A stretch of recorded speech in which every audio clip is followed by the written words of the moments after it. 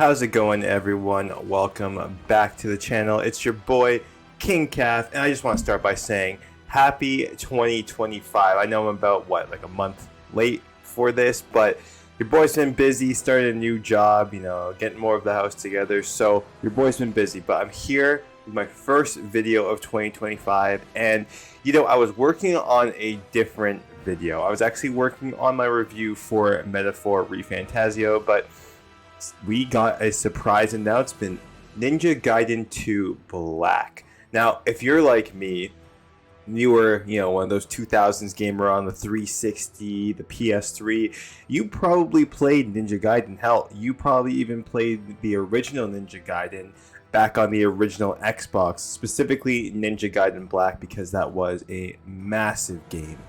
But the sequel is actually seen as a better game to a lot of the Ninja Gaiden fan base. And your boy, who's a huge fan of character action games, loves his Ninja Gaiden. Funny enough, I didn't even know this game came out when it first came out back in 2007 or 8.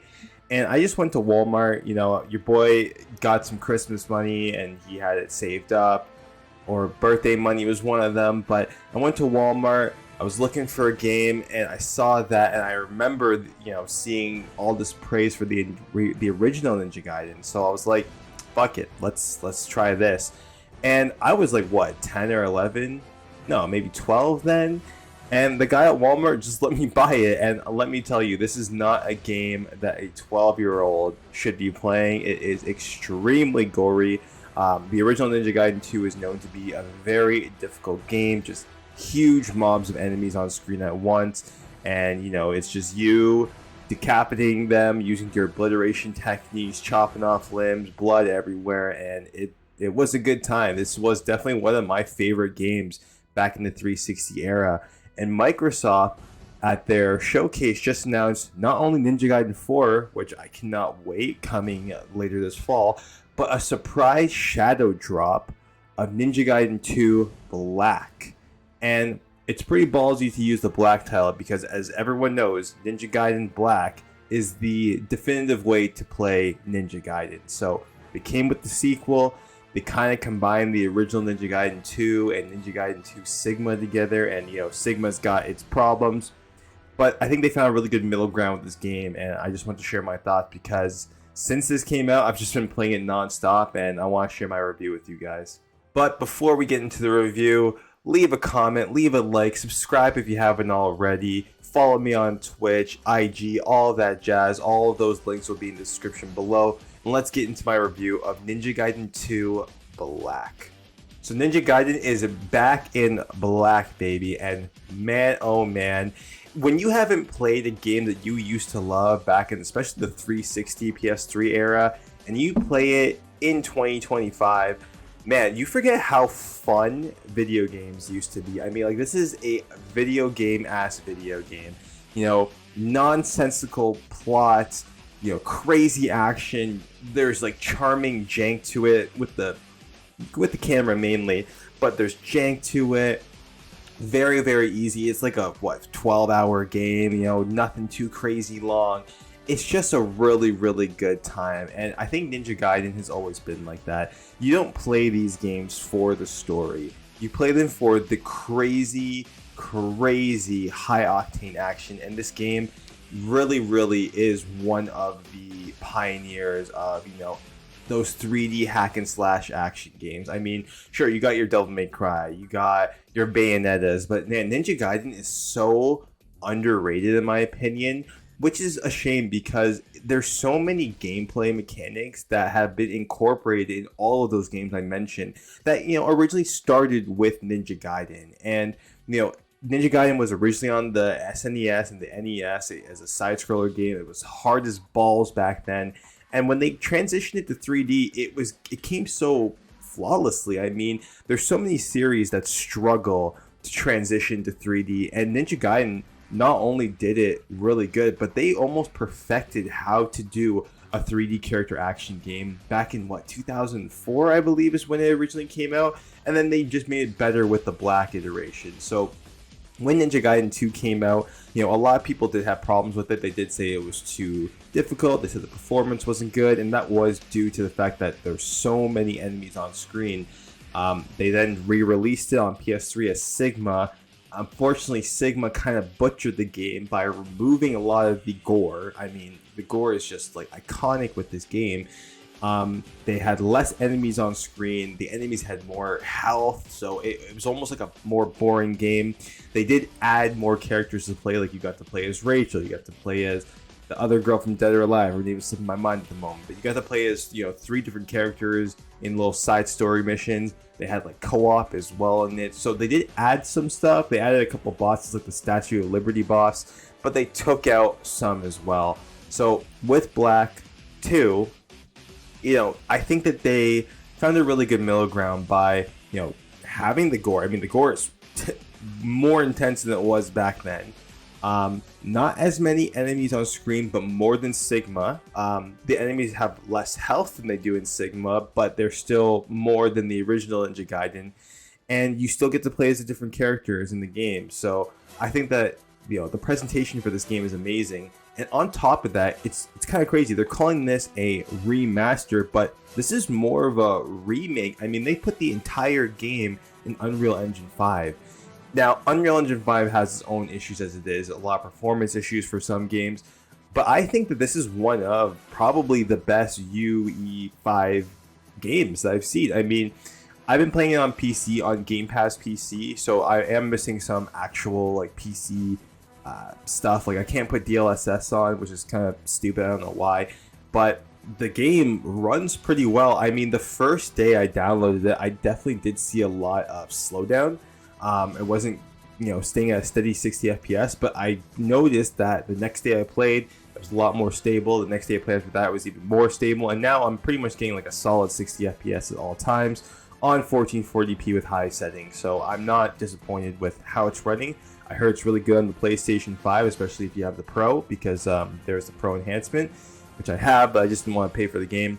I heard it's running well on Series X, so I think that this UE5 game is really a testament to show that, like, if a developer knows what to do with UE5, they can actually make a pretty solid game. And this game looks like a modern game. Like, the graphics are amazing, the character details are crazy, and it's crazy. It's funny, I looked at old gameplay of how the game originally looked at, and I just couldn't believe how far technology has gone, because this is what the game looked like in my head from memory back when I played it in 2008, and now it just looks like a modern game. So kudos to them. I mean, Team Ninja definitely did hit that out of the park. The game does seem pretty well optimized on PC, which is a rare feat nowadays. So the presentation for the game, amazing. So I did touch on it earlier. The story is nonsensical. I mean, you play as the goat Ryu, you're the dragon ninja, and there's the demon statue that gets taken from your village, and you have to go get it back. And there's fiends, and there's the Spider Clan. Genshin is trying to fight you, and the story it's not anything special. It's pretty generic. It's just an excuse to make you go through all these crazy settings, because this is like a game that you're traveling all over the world. Like, you're in Japan, you're in New York, you're in Russia. Like, you travel all around the world in this game, and the story does not take itself serious. Ryu is a pretty funny character. I mean, he's pretty much like a blank slate. He has very minimal emotion. He's supposed to be dating Sonya, like the CIA person, but like you have no idea that they are supposed to have some sort of romance, because there's no chemistry between them. There's a character named Elizabeth, and she's trying to, revive the Archfiend, and it's just all nonsensical stuff. But I mean, the voice acting ranges from pretty decent to absolute ass. I mean, there's some characters that sound absolutely terrible, like Rachel. But then, Ryu's voice isn't bad. Genshin, I think, kills it. He's probably the best voice actor in the game. I'd say also Elizabeth's not bad. So it ranges. The old guy, he's pretty good as well. So, I mean, the voice acting, again, this is from 2008. So, I mean, there wasn't as high of a standard for voice acting. Hopefully in Ninja Gaiden 4, we do get a more, better performances by people. I wouldn't be surprised if so. But I mean, for example, Ryu wasn't bad. You know, he's supposed to be like a cold ninja. He has very minimal emotions, and I think he plays it well. It's convincing, right? But there's some characters that are just really, really, really hard to listen to. But whatever, you know, like, again, we're not playing this game for the story. But if you are going into Ninja Gaiden expecting you to get a story and voice performances like Devil May Cry or Bayonetta or even Metal Gear Rising Revengeance, it's not going to be there. But what you do get is a serviceable story that, you know, is entertaining. There's some crazy ass cutscenes. There's some crazy villains as well, and I think it is entertaining. But this isn't gonna be in your top stories of all time. So I promise you that. And if it is, then shit, man, you're pretty easy to please. So again, we're here for the gameplay, and man, the gameplay it really shows how well these games were designed even back then, because this gameplay holds up so well. I mean, this is on par with, like, I don't want to say DMC3, but I mean, like, you could have put this out with maybe DMC4 and it would have definitely, you know, been serviceable. I think this did come out the same year, if not a year apart from DMC4, but I mean, it's on par with just how well designed the combat is. There's combos, there's many different weapons. You can upgrade your weapons. You can buy healing items and find them around. There's like, the game's pretty linear, but you can go off the beaten path and find items and find like ways to increase your health or increase your ki. So there's definitely like a good collectathon within this game where there's enough, you know, different paths to go around and explore. But the combat is just so fun. Like you're having several different types of enemies. I think the enemy variety in this game is pretty top notch. Like there's several different types of enemies. Sure, you're fighting a lot of ninjas, but you're also fighting fiends. You're fighting flying fiends. You're fighting robots. You're fighting spider robots. You're fighting like slugs and worms, and like there's just, you know, ghost fish. There's all these crazy different monsters in this game, and I think that it definitely does keep the combat encounters fresh.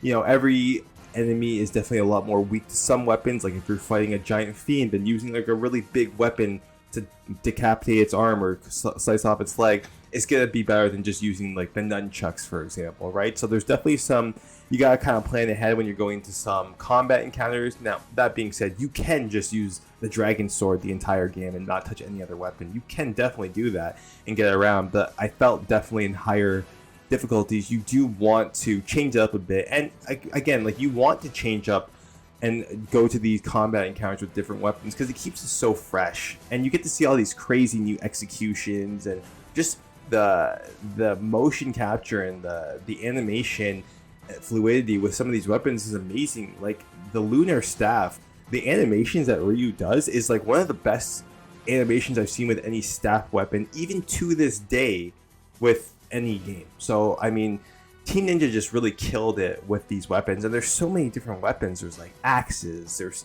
staffs, there's nunchucks, there's like claws, swords, double swords. Like there's so many things. Great swords. Like so many different weapons to use. You can upgrade them, and you get more combos. And there's a pretty in-depth combo list with, like, you know, light attack, heavy attack, arrow forward. Like, you know, you can do some pretty crazy moves. One of the most iconic moves, Azuna drop, is in it when you just launch someone up in the air, spin them and slam them, and their head just pops like a cherry. Like, it's just so satisfying to do this and pull this off. And, you know, you can counter when you're blocking, you can dash around the place. I mean, definitely defense isn't that good in this game. I mean, definitely countering does help a lot, but I feel like you want to be on the offense all the time and always moving around, and the environment plays a really big role in that, because you can run up walls and then jump off and use it to slam someone. You can like run across walls and use it to like do a flying swallow and chop someone's head off. Like, you really want to use the environment to your advantage. You know, run on some water if there's water nearby, and use that to like dash upon someone. Very, very cool ways to, you know, approach combat encounters in this game. And, you know, you don't have to always do the same thing. Even times that you're going to be replaying this game, you can use different weapons, and it will literally change how the combat encounters unfold in this game. So, you know, kudos to Team Ninja. I think that this game really does hold up, and it just shows you that, what is it, like almost 20 years, and the combat is still top notch. Round of applause. And that being said, not everything's perfect. I mean, the camera definitely is a testament to its time. Again, this was a 2008 game. There's a lot of camera, like it's almost like a fixed camera, but you can move it around. But sometimes moving it around makes it worse. There's a lot of tight corridor fights that you could do, and sometimes the camera is perfect. It's like set in the perfect spot where you don't need to touch it. You can see every enemy near you. You have that flexibility. You can aim properly when you're attacking. But then sometimes the camera is just absolute dog shit and you can't see around you. You know, if an enemy hits you too close to the wall, now you can't see. And then this isn't like one of those games where if the enemy is off screen, they won't attack you, kind of like how DMC is, right? If an enemy is off screen, they're sure as hell still going to attack you. Like, it doesn't matter. I do like that. It's a more realistic way of how a giant fight would be. But sometimes when the camera is not your friend and you're getting hit off screen by like magic attacks and you're getting like people trying to suicide bomb you, and if you chop their leg off, they can still crawl and stab you and blow you up. Like, they're gonna suicide attack you, right? They're gonna kamikaze you. So you have to make sure that you can see everybody, and sometimes the camera definitely isn't going to help you in that sense. Now, from what I saw in Ninja Gaiden 4, it looks like there's going to be a lot more open areas. You know, they're probably going to have a more modern camera because this camera was really big back then.